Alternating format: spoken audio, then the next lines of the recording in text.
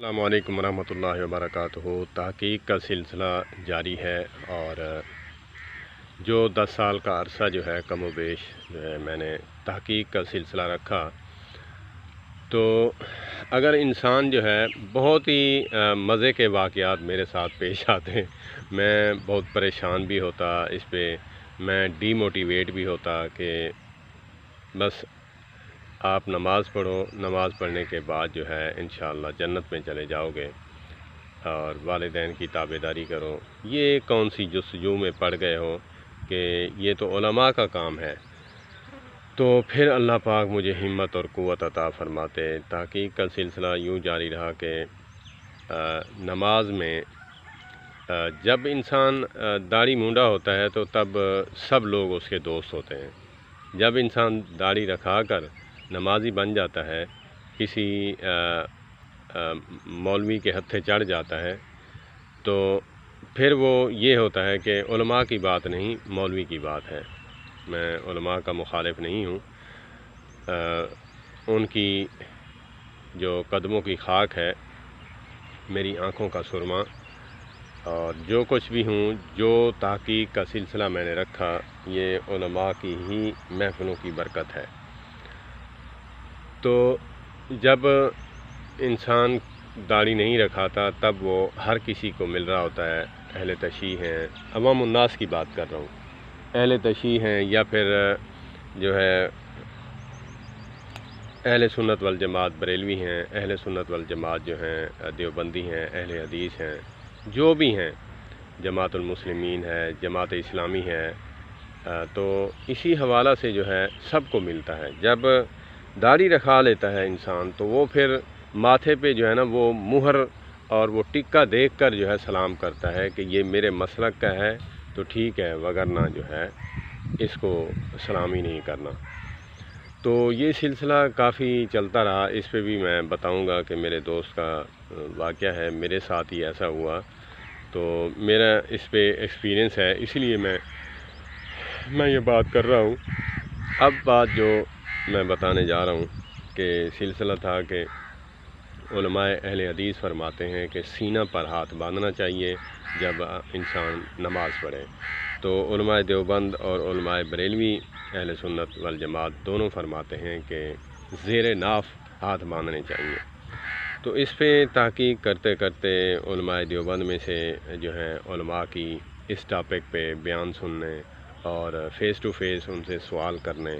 مجالس میں، تقریب میں، جہاں بیٹھتا اس بات پہ کہ حضرت مجھے بتائیں کہ انسان جو نماز جب پڑھے تو اس کو قیام میں اس کو ہاتھ کہاں باندھنے چاہیے۔ تحقیق کا سلسلہ جاری رہا، کچھ علماء اہل حدیث فرماتے کہ یہ حدیث ضعیف ہے، محدثین کی نظر میں اس پر کلام کی ہے، زیر ناف والی حدیث جو سینے پر ہاتھ باندھنے والی ہے، یہ جو ہے متفق علیہ ہے یا پھر احادیث کی کتابوں میں ہے، اس پر جرا نہیں، یہ صحیح حدیث ہے۔ تو یہ تو علماء کا کام تھا، لیکن اس بات سے مجھے اندازہ کیسے ہوتا کہ میں عالم تو نہیں، لیکن جب میں مناظرے دیکھتا جس ٹاپک پہ، پھر اس میں جو ہے جب ایک عالم جو ہے کسی سے دلیل مانگتا، وہ آگے سے دلیل نہ دیتا یا پھر اس کی دلیل کو توڑتا، تو اس میں مجھے موازنہ کرنے میں بہت آسانی ہو جاتی کہ جو انسان جس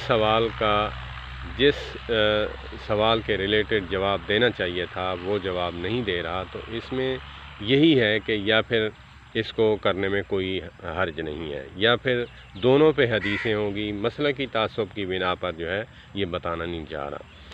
تو اسی لیے پھر جب یہ سلسلہ جاری رہا، ایک عالم دین ہے تو وہ بیٹھے ہوئے تھے مسجد میں، تو ذکر چھڑ پڑا، کسی نے کہا کہ جی حضرت ہم نے یہ پوچھنا ہے کہ نماز میں ہم ہاتھ کہاں باندھیں، سینے پر باندھیں، ناف کے اوپر باندھیں یا ناف کے نیچے باندھیں۔ تو انہوں نے بہت ہی پیاری بات کی، دیوبند میں سے ہیں، عالم ہیں، ملتان میں پڑھتے رہے ہیں، تو جب ان سے پوچھا گیا نماز کے بعد تو انہوں نے بتلایا کہ بھائی بات یہ ہے کہ حدیثیں جو ہیں تینوں ہیں، 3 حدیثیں ہیں جس نے تحقیق کی، جس کو جو ہے وہ بات ملی تو انہوں نے اس پر عمل کرنا شروع کر دیا۔ تو اس میں کوئی ایسا مسئلہ نہیں ہے کہ اس میں نماز ہونے نہ ہونے کا، یا پھر کسی پر فتویٰ لگایا جائے کہ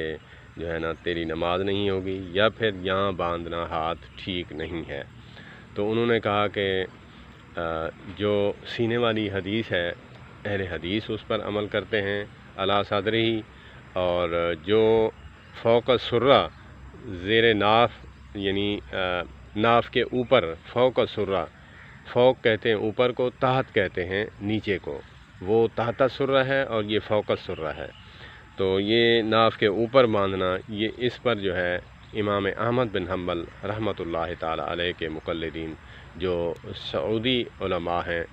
آپ ویڈیو میں بھی ملاحظہ فرما سکتے ہیں، آپ نماز نکالیں امام کعبہ کی، تو یہ میں آپ کو اس لیے باتیں بتا رہا ہوں کہ میں نے ان باتوں کو بغور دیکھا ہے، بغور جو ہے اس پہ ریسرچ کی ہے کہ انسان عمل کرتا ہے تو پھر اللہ کی رضا کے لیے کرتا ہے یا آقا کریم علیہ الصلوۃ والسلام کو راضی کرنے کے لیے، ان کی سنت پر عمل کر کے۔ جنت ہمیں تب ہی مل سکتی ہے جب کہ ہمارے ہر عمل پہ مہر نبوت ہوگی، تب ہمیں جنت ملے گی، وگرنہ جنت میں جانا محال ہے۔ اللہ پاک سب کو جو ہے آقا کریم علیہ الصلوۃ والسلام کی شفاعت نصیب فرمائے۔ تو انہوں نے کہا کہ یہ امام احمد بن حنبل رحمۃ اللہ تعالی علیہ کا یہ مسلک ہے کہ وہ فوق السرہ باندھتے ہیں، ناف کے اوپر باندھتے ہیں۔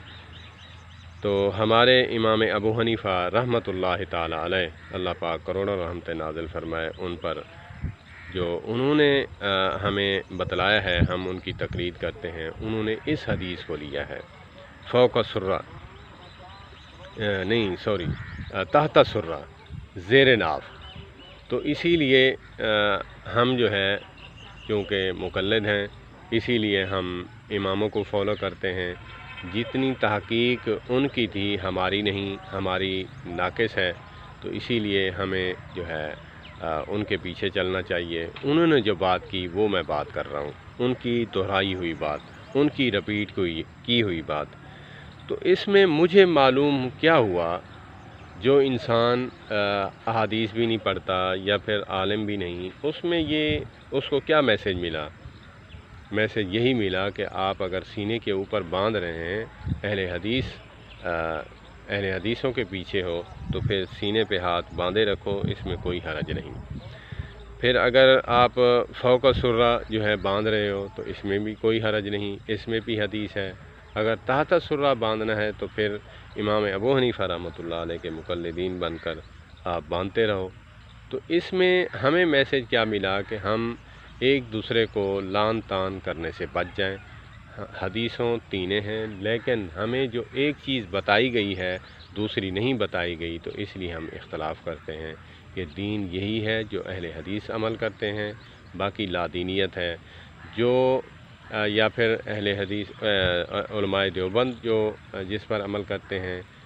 جو ہے احناف عمل کرتے ہیں، یہ دین ہے، باقی لادینیت ہے۔ ایسا کوئی نہیں، کچھ نہیں، ہرگز نہیں، ایسی باتیں نہیں کرنی چاہیے۔ جو علماء بریلوی اہل سنت کہتے ہیں کہ جی ہم جس پر عمل کرتے ہیں یہ قرآن و سنت کے زیادہ قریب ہے، یا پھر جو ہے زیادہ جو ہے عمل پیرا ہونے والی حدیثیں ہیں، تو اسی لیے ہمیں چاہیے کہ ہم مثبت پہلو رکھیں، مثبت عمل کے لحاظ سے ہم کوشش کریں کہ اللہ پاک ہمیں عمل کرنے والا بنا لے۔ اللہ پاک ہمیں جو ہے مزید جو ہے تحقیق کرنے کی توفیق عطا فرمائے۔ والسلام علیکم ورحمۃ اللہ وبرکاتہ۔